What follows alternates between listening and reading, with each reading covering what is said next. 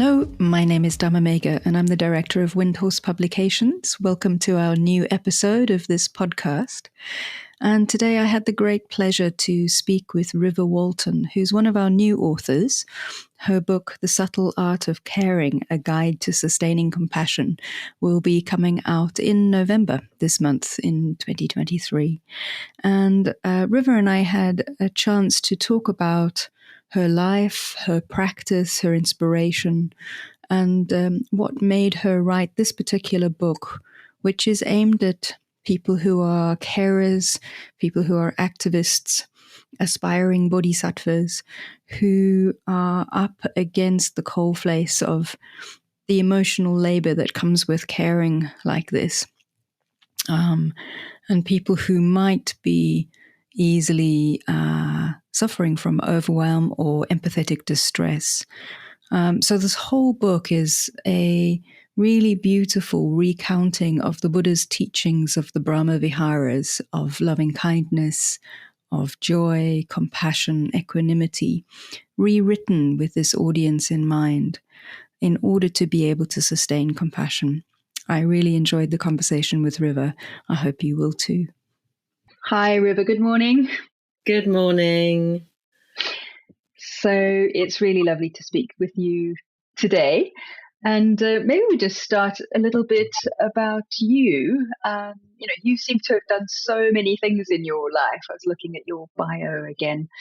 Been a carpenter, a social worker, a psychologist, you're a writer, a poet, a writing facilitator. I suppose, what are the threads that have come out of this trajectory of your life and towards this book? Yes, thank you for this question. I've really had, it's been had a lot of good fortune to be able to do many different things. And I was reflecting on this and thinking that actually it goes back to, being a teenager and being really interested in ancient history and archaeology. And at that point, actually wanting to be an archaeologist and going on several digs, and that sort of theme of uncovering, of discovery, of putting pieces together, and of curiosity, I think sort of weaves through all these different elements, the psychology, the spirituality, the creativity. It kind of comes through all of those, and this kind of curiosity and interest in people, in humanity, in how we got here, and where we're going. So I think that's kind of some of the bedrock, literally, those hours spent sort of scraping away with a trowel in the earth.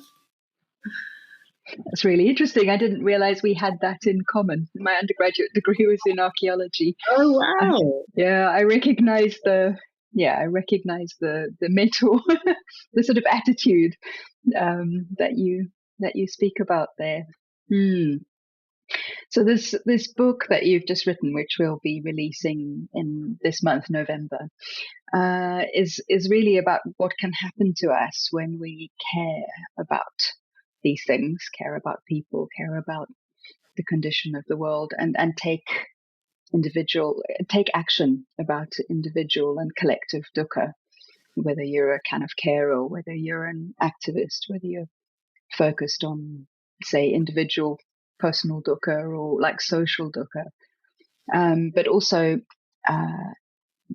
it's a complex position. It's a natural and a complex position to take, to be mobilized to care and to respond.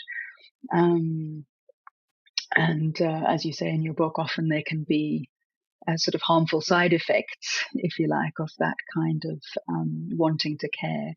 You mentioned burnout and moral injury and empathetic distress. So I suppose my question is sort of, what have you seen or experienced in your own life in that world of care and responsiveness that has informed your writing? Yeah, I mean, reflecting on this takes me back actually to being a teenager again and becoming involved with CND, the Campaign for Nuclear Disarmament here in the UK. And having my awareness raised as to the vast amount of nuclear weapons that were in the world, and how the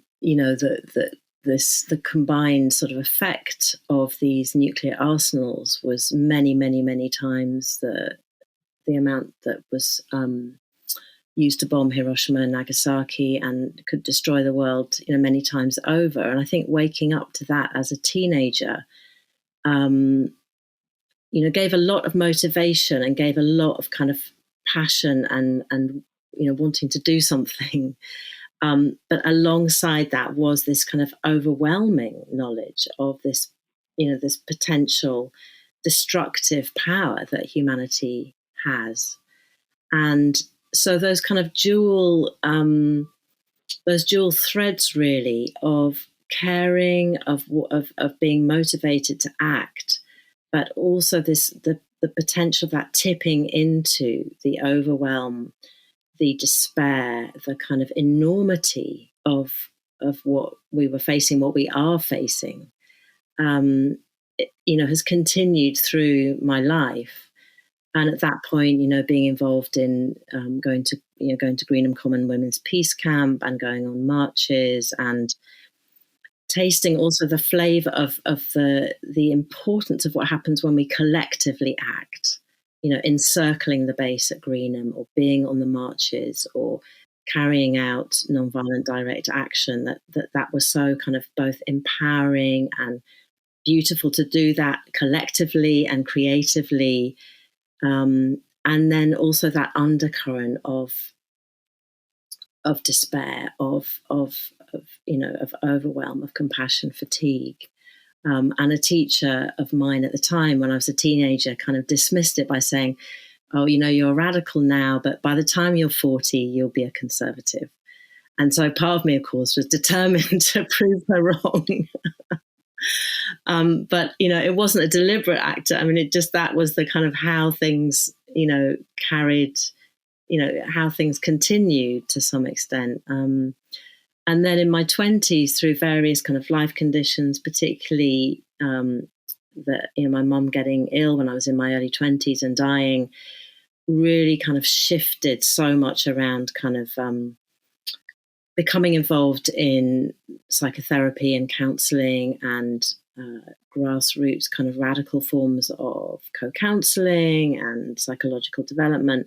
So kind of that was another piece of the puzzle. And then, of course, being involved in different sort of spiritual traditions and ultimately the Dharma, kind of weaving that in. That's a bit of a long answer to your question, but that's some of the kind of threads in my own life which have led to this interest. And also through, not just as a teenager, but, since then, many different cycles of, action, care in different ways, and then seeing, getting to a burnout point, and trying to, little by little over the years, learn from that and learn what mitigates that and learn what can prevent that and learn the preventative strategies and skills that can support sustainability in the long term. I found it really interesting in your book that you talk about compassion as also being an impermanent phenomena, in the sense that you can't sort of just keep the lights on and act in that way, sort of full blast all of the time. It too arises and ceases and has its own cycles, which sort of the ideal of compassion is one thing, and then how one actually acts and when and how one can act on it is obviously dependent on so many other things. So you bring, I mean, this is lovely thing about your book, you bring so many things to the book, like the sort of psychological and the creative, and we'll speak about those as we go along in this conversation. And it's also fundamentally based on the Dharma. It's based on the Brahma Viharas, sometimes called the divine abodes. So we can talk about that. But I'm curious about what happened when this sort of radical, kind of left-oriented political activist person who also I wasn't aware of that story about your mum's illness and death in the 20s. Someone who's also had to deal with or work through your kind of familial dukkha, then encounters the Dharma. I'm curious, like, how did you encounter the Dharma, and what was that like in this area? Well, it wasn't a natural fit at first, I have to say. Coming from, quite a kind of radical feminist, lesbian, separatist point in my life at that time. But, also with this deep curiosity, I think, of like, what can help? What can support me and others long term? And realizing that there was, sustenance needed not only from, psychological support, but also from spiritual support. And I was very involved in the 90s in kind of feminist paganism, and, got a lot from that, from the rituals and from connecting with those kind of pagan roots, I guess, which, particularly on this land that we call, whatever we call it, England, the UK, can really connect us with this land. But then realizing that I think I needed more kind of tangible practices, and something that could meet me more kind of mind, body, spirit. It's hard to sort of put into words this, really, but, exploring lots of different traditions. And I really did touch into lots of different traditions and Buddhist groups, and really tried a lot of different things out, and kept on coming up against the kind of glitches of how do I fit, my political activism and awareness with, something like the Buddha Dharma, which has this, often very patriarchal flavor to it, a sometimes very misogynist flavor, where it seemed sometimes at first encounter that there was, emphasis on, put your feelings to one side, don't be angry, particularly as someone who, had really found a lot of empowerment through feminism and through, taking my space and, finding my, feeling empowered and inspired by my anger. To come across those kind of messages was really a kind of difficult dance at first. And, but then I came across, writers and teachers who were encompassing, some of this spiritual practice with political engagement, with socially engaged Buddhism. And I realized that there was also this lineage that I could tap into, and where I could, find a place. And I think one of the key moments was when I had the good fortune to be in California in 2000, and I went to Spirit Rock Retreat Center, and I went to a retreat that was for lesbians. And just walking into that room, the tears started to flow, and the teacher started speaking, and there was this overwhelming embodied sense of, I've come home. I've come home. I found a place where I'm explicitly welcome. And that really opened a Dharma door for me, and was really a big step into this whole world, which is often, very complicated and complex around, identity and Dharma and self and not self. And again, another way of really kind of exploring, and this kind of archaeology, the discovery, the curiosity that continues really to this day. I think it's such a big question, isn't it? This the difference between like political view, let's say, that's so based on maybe categories and identity, let's say, and what you're talking about, where you come to in this book, in terms of the subtle art of caring, which takes seriously the fact that social distress is not evenly spread. Let's put it, just a very simple way of putting it. Like dukkha and our life courses and the opportunities are very unevenly distributed in our society, and so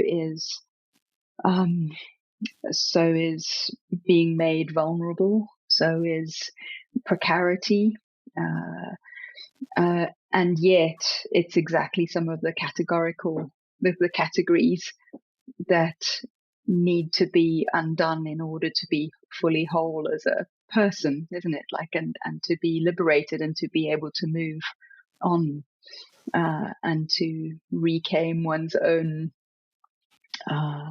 creativity, freedom, initiative. I do find it a really interesting juxtaposition. I grew up in a highly politicized environment in apartheid South Africa, and had a very similar process of being mobilized to care and also overwhelmed and unclear what was possible to, any action seemed completely not able to touch the scope of and the scale and the forms of the harm that were being done. You also talk about in the introduction to the book, like coming into a retreat and just realizing like your own assumptions about people, fixed opinions about people, which is a very left phenomenon, isn't it? Men are this, women are this, Yeah. sort of read through this sort of categorical history, isn't it? Yeah. I remember going on an early retreat and just going to the teacher and saying, why isn't, everyone's really angry here. Why aren't they expressing their anger? And, later thinking, actually, I was the one who was angry. I had the angry, lenses on. That's all I saw was like rage completely projected out onto everybody. And, by this time I had, done some psychotherapy and I knew about projection, but this was a whole other level of like, okay, that's just my view. That's just my view. It's one view of many. Yeah. So I suppose like like Dharma practice fundamentally works on the mind, right? And the poisons, and how one responds to the world is so different, depending on the presence of the poisons in our own mind. Yes, and one's conditions and views and a whole, all the different stuff that makes up what we call ourselves.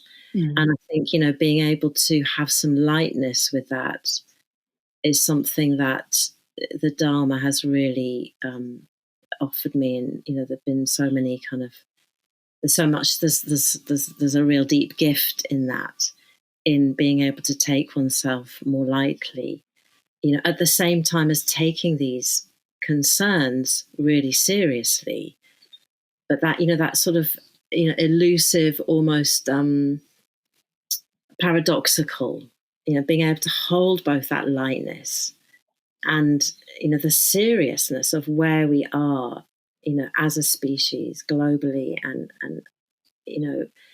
and at the same time have the flexibility, have the ability to kind of shift and change and, constantly re-examine, okay, where have I got into a groove here? Where am I, plowing the same old furrow that hasn't got me anywhere before? So this book, which is the title is A Subtle Art of Caring, and the subtitle is A Guide to Sustaining Compassion. So of all of the Dharma tools, if you like, that we have in this area, you've honed in on the Brahma Viharas as a way to engage in this area, as a sort of a set of tools and a bit of an answer, if you like, to this problem that we're talking about. That hopefully at some level we all have. So I wonder why the Brahma Viharas? What is it in the Brahma Viharas that for you speaks to this? Yeah, I mean, there are, I think, quite a lot of different forms and structures within the Dharma that could be used. I mean, obviously, the kind of Four Noble Truths and Tasks is another way of approaching this whole area. But partly I chose the Brahma Viharas because of the poem by Longchenpa that I quote in the introduction. Longchenpa was a 14th century Tibetan practitioner, writer, teacher. And I first heard this poem from one of my teachers, John Peacock. And I was really struck by the way that it so beautifully and concisely links all the Brahma Viharas together and makes it clear that each of them depend on the other, and that compassion at the heart, this image of the bloom, the beautiful bloom of compassion, really relies on the support of the other Brahma Viharas of metta, of joy, of equanimity.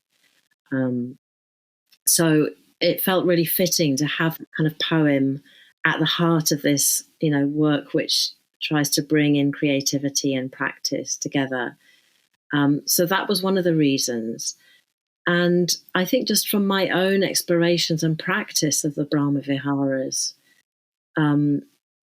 sensing more and more into, as they're described as boundless and infinite, that they really just have so much to offer in these times, and in their kind of interactions with each other, in how they balance each other, in how they complement each other, in how they alleviate each other. That just feels like there's, and I've just really offered some starting points in this book, and I really hope that people can pick them up and flesh them out and use their own imaginations, practices, creativity to find their own ways into these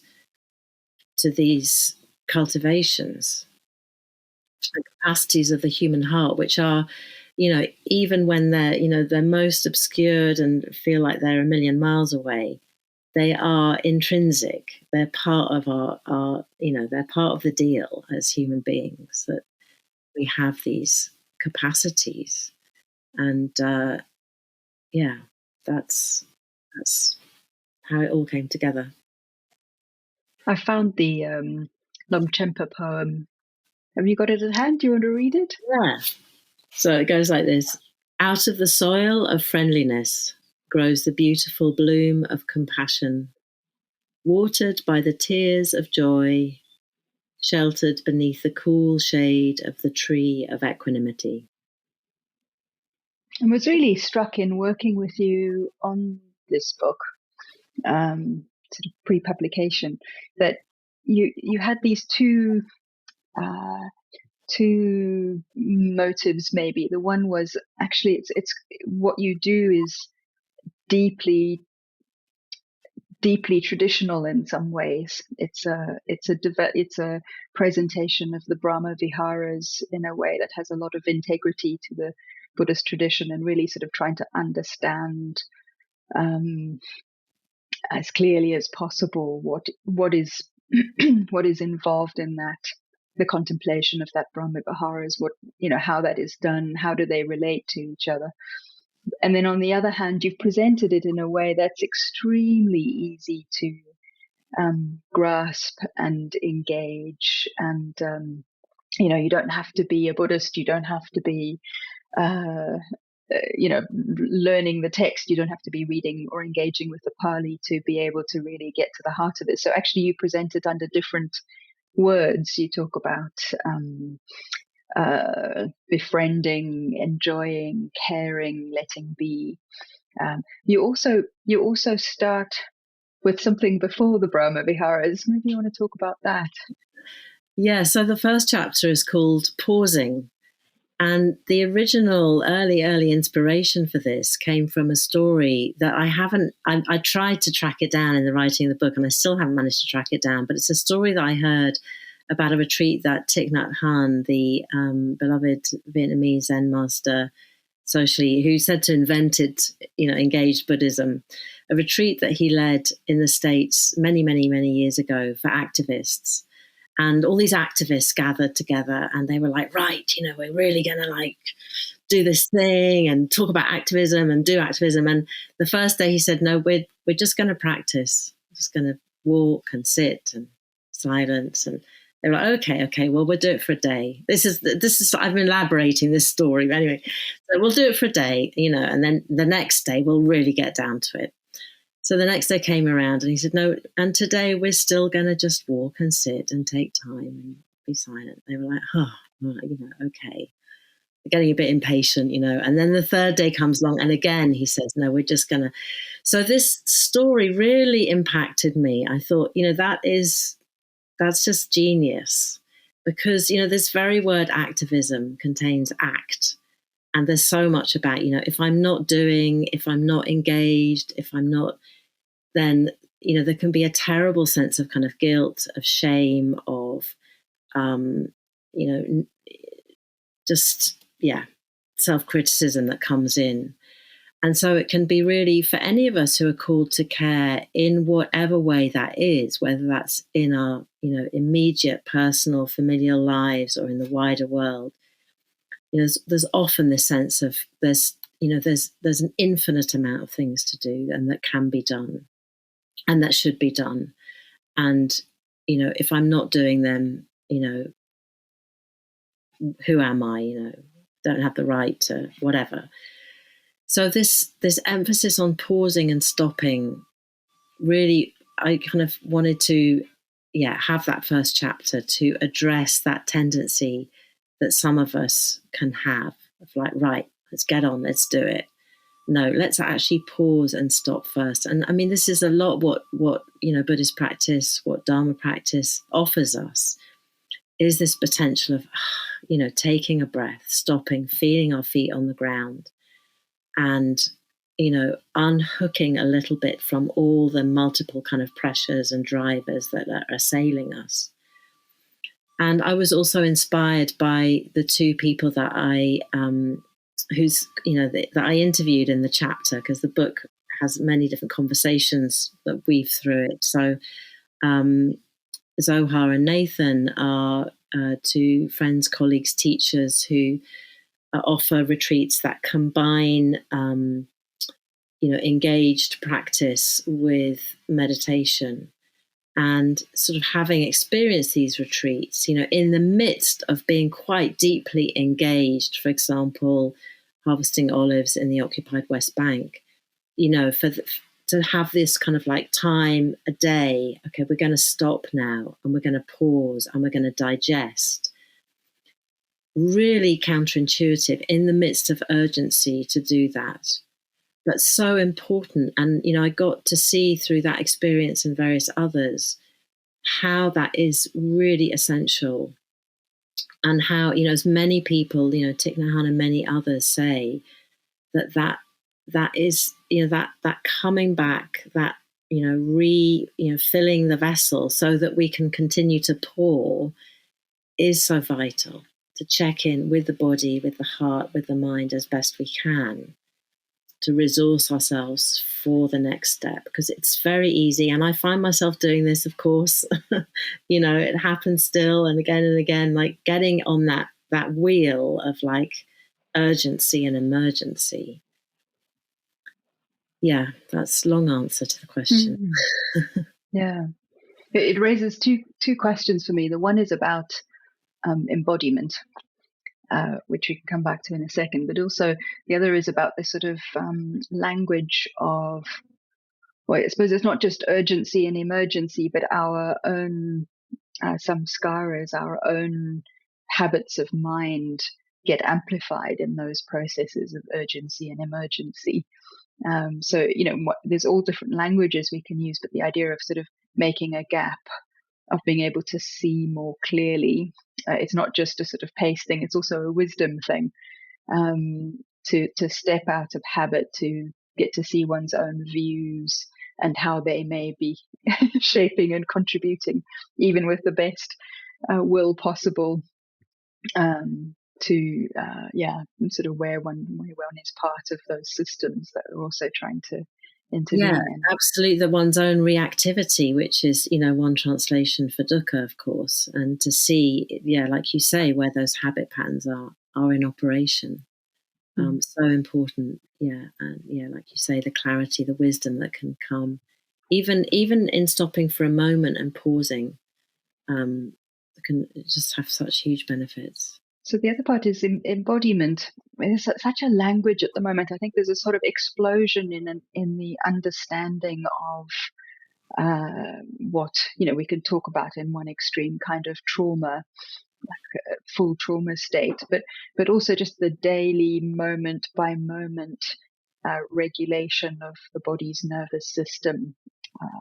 I'm reading some stuff about kind of vagus nerve and work with the vagus nerve at the moment, like these processes of regulating the body so that one is more able to rest and recover, but also more aware of where we're acting from these activated states, I suppose, which is so easy to do in activist and urgent and emergent situations.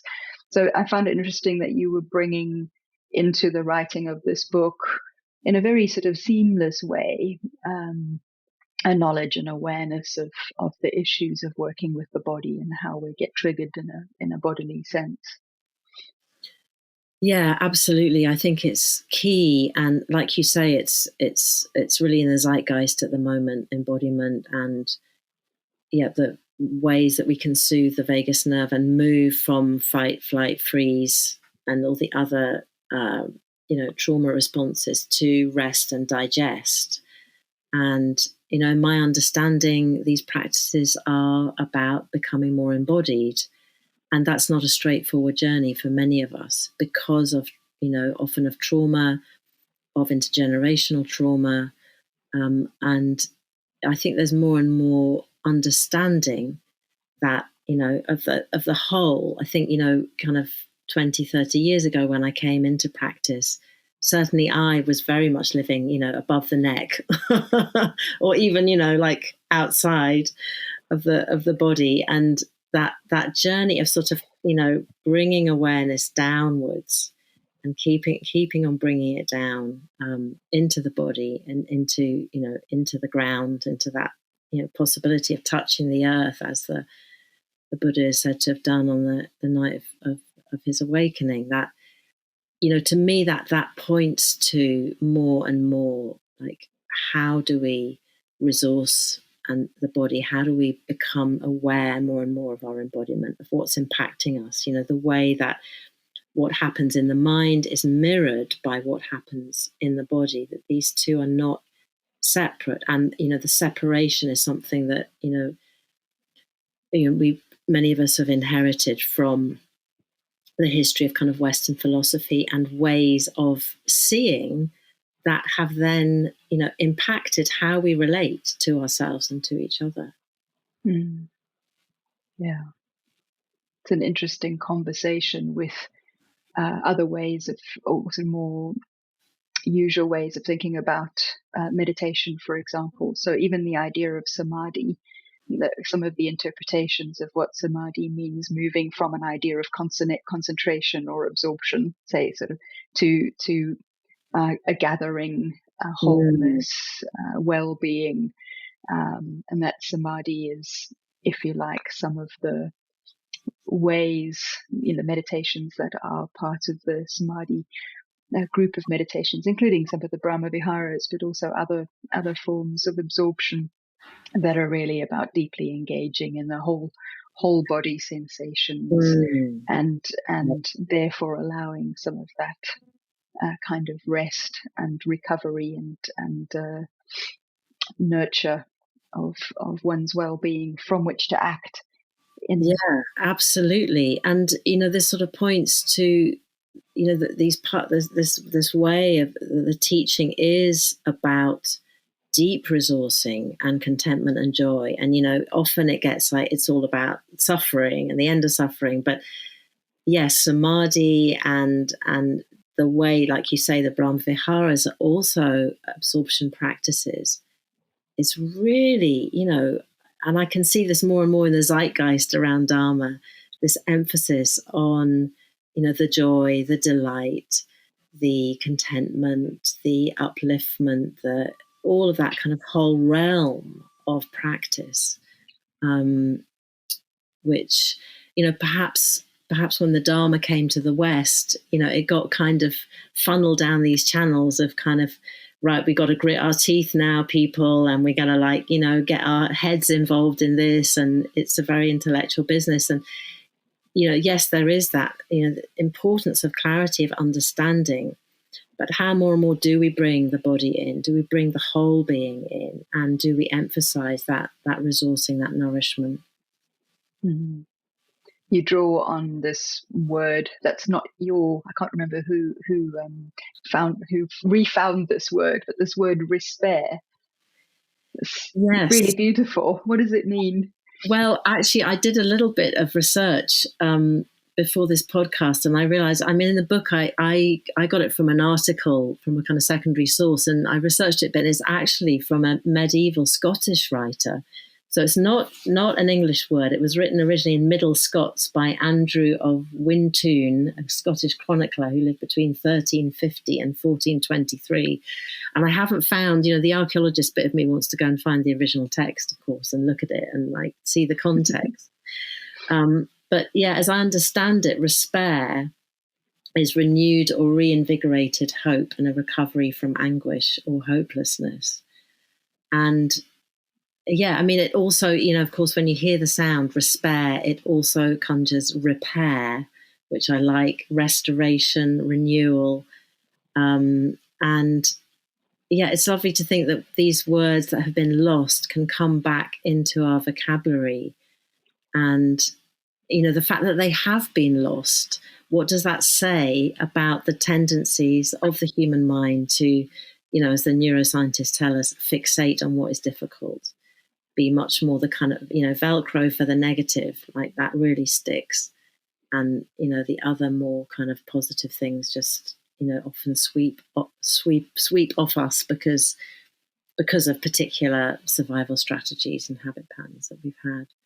But yeah, respair, what is it like to bring that sense of hopefulness? And hope is quite a complicated thing in Dharma terms, as I understand it. There's a lot more writers and thinkers from kind of Christian backgrounds who in these times are really talking and writing about hope, as well as, of course, as political activists and writers.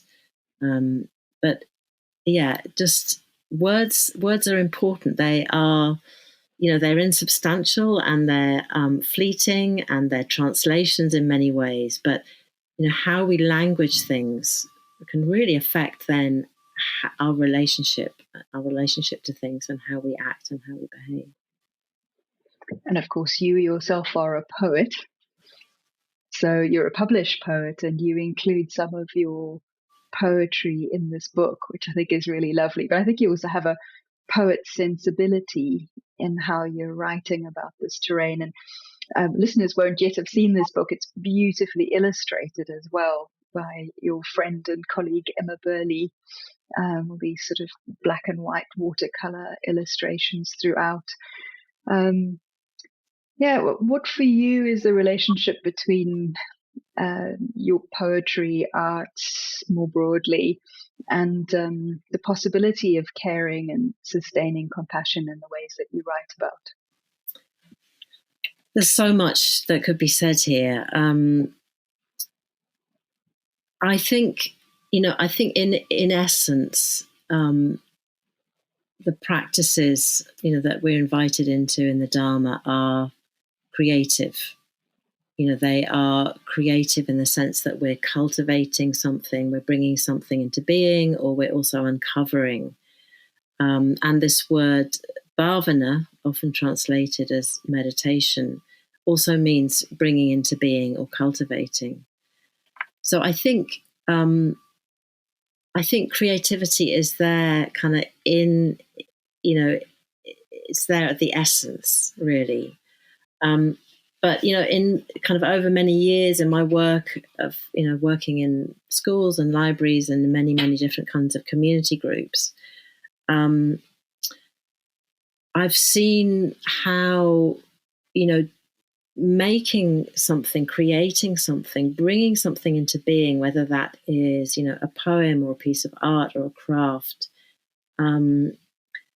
there is a kind of magic there, which really links actually to anatta, because there's a sense in which, you kind of have to let go to some extent of, a narrow sense of self. And,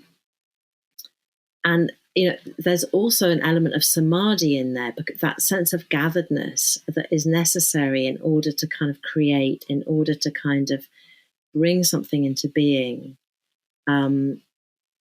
That's also present. The sense of kind of a letting go, of making something which is going to exist outside of yourself, and where something can be expressed that is of you, but also coming through you. I realize I'm using quite kind of, I don't know, I can't think of the right words, or language that might seem a bit airy-fairy to people, but I'm trying to kind of capture something that in essence is quite sort of magical and mysterious, I think. The art of, the what is art, what is making, what is creativity. But those are some of the things that I've experienced through witnessing other people's other people writing, creating, and also, myself. And it's a really common experience as a poet that, you think you know what you've written about, but then other people kind of say, actually, that's all about something completely different that you had no idea about. And, someone else interprets it in their own way, through their own lens, through their own kind of vision. So that's one sort of element. I think also the way that, making, creating, being creative is also an expression of compassion, can also be an expression of compassion in some ways, in that when we care, we want to express it. And, have really kind of moving examples of this for, thinking of teenagers that I've worked with who were in care, who were looked after, and who were not able to look after their babies, their children, but supporting them to write poems that could then be sent to their babies. And seeing the enormous care, I mean, it kind of, almost brings tears to my eyes to remember that care that they were able to express, that they had, been separated from, and, enormous grief and trauma around that. But to see that potential for caring and for compassion and for connection was still there, is still there, can still be there, even under the most extreme circumstances.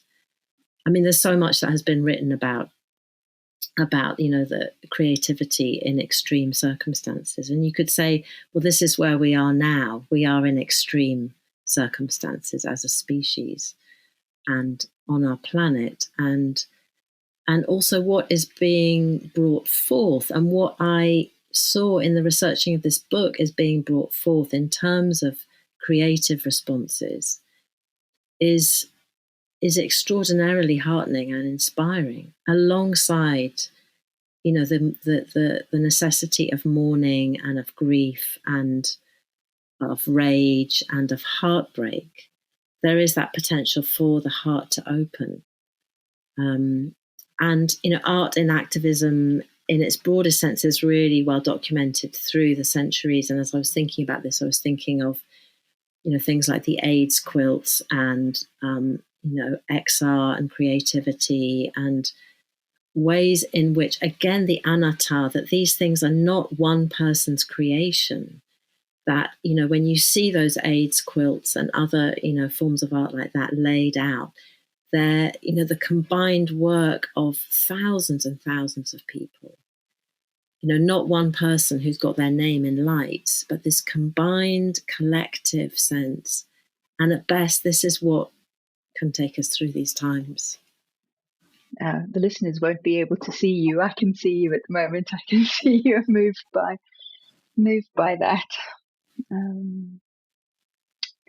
I think one of the things that strikes me about this book also is how deeply connected it is how deeply Sangha-ful this book is. So on the one hand, you are sort of sitting there writing this book on your own, but actually a lot of this book has been developed in conversation. So you talked about the two people you were writing this book, this chapter on pausing in conversation with. So each of the chapters is dialogic in that way and is born out of and honors your friendships and the people whose work and efforts you admire. And I think I think that's so important. We're talking about, Buddhism coming to the West, and it's almost as though there are these waves of integration. Then maybe we could talk about it as an integration of the Dharma that includes more and more of us, of human life. Kind of quite an ascetic, intellectual first wave of the Dharma, in talking about kind of overall, and then we've seen more and more the bhavana, we've seen more and more the embodiment, and self-compassion is one of the things that's sort of derived. We've got mindfulness, we've got self-compassion, but actually Sangha is so fundamental in this way. So I wondered if you're up for saying anything about friendship, Sangha. I guess, I came to the Dharma already passionate about community and already seeing the enormous, joys and benefits of that, as well as the difficulties. And, we can't be too, rose-tinted about community and the conflicts that can entail. And, but yeah, I mean, it's one of the three jewels. It's, I think Thich Nhat Hanh said the next Buddha is or will be the Sangha. We can't underestimate it in these times. And yeah, I guess I wanted the book to just mirror that through the conversations and through, the fact that we all stand on the shoulders of so many others who've gone before us. And I think that sense of the collective and of really naming the collective and honoring the collective and honoring the roots, honoring, the roots of the Dharma in, centuries and centuries of practitioners, mainly in Asian countries. Dharma in the West, quote unquote, Dharma in the West is still, like you say, so new and so, so early days, really. And, community Sangha is what has sustained the Dharma. And it's, so important to come back to in these times when there can be so much kind of emphasis on individuality, and we live in a world where things can get really like boiled down over and over again to one individual and one person and one particular kind of teacher and this and that. To keep broadening out, to keep spreading out, it's another expression of anatta in a way. That we can't do this on our own. When we're that sense of, it's me against the world is something which can really feed into overwhelm and compassion fatigue. So, just in whatever ways we can, that sense of it's not just me, I'm not just on my own. But, noticing when that self-construct narrows, and it, in those moments of sort of going on social media and getting that, how many likes and how many this and how many that and who's, trying to keep broadening out all the time from those, those kind of silos. I think in her introduction, Tanisra talks about these kind of individual silos that we get ourselves into, and that our culture is really, reinforcing all the time. So it was really an honor to kind of weave these conversations in. And, that was a kind of long process. At first, the conversations were sort of, just a kind of question and answer thing at the end of each chapter. And then I think you really helpfully suggested weaving them through so that they became much more a storytelling about my interactions with these friends, colleagues, other practitioners. And, they offer so much in a way. It feels, it's my name on the front of the book, but all those names should be on there and should all be acknowledged, because they're kind of the lifeblood of it, really. It's been really lovely to talk with you about your book, and it's not too long now, and it'll start heading out into the world. Maybe just a last question of what are your hopes or ambitions for this book in terms of what it can do in the world? I hope it can be helpful, even if it's just to one or two people. I really hope that it can offer some possibilities, some hope, some despair. At best, I remember the times when I was writing it and it felt like, I was really trying out the different practices and exploring them. And I was fortunate that I had, some time to kind of go away and, be in a friend's house or in an Airbnb and just kind of immerse myself in it and feel that, just in this kind of flow of possibility and absorbing more and more and exploring the Brahma Viharas and feeling their resource in myself. And, that was, that's really one of the high points, I think. The whole business of sort of bringing the book out and kind of launching it and sort of bringing it into being is just, there's a whole other thing with that. But at best, when I remember those times of just getting up and going, okay, right, I'm going to write 2,000 words today. It doesn't matter what they are. They can just be absolute, but just trying to be in that flow and trying to trust more and more into, okay, how do I in this moment pause and befriend and enjoy and care and let be and go through that kind of cycle that I just, explore in different ways in the book. And taste what I can of these extraordinary, liberatory, radical practices, and then try to express as best I can so that others might be able to taste them too.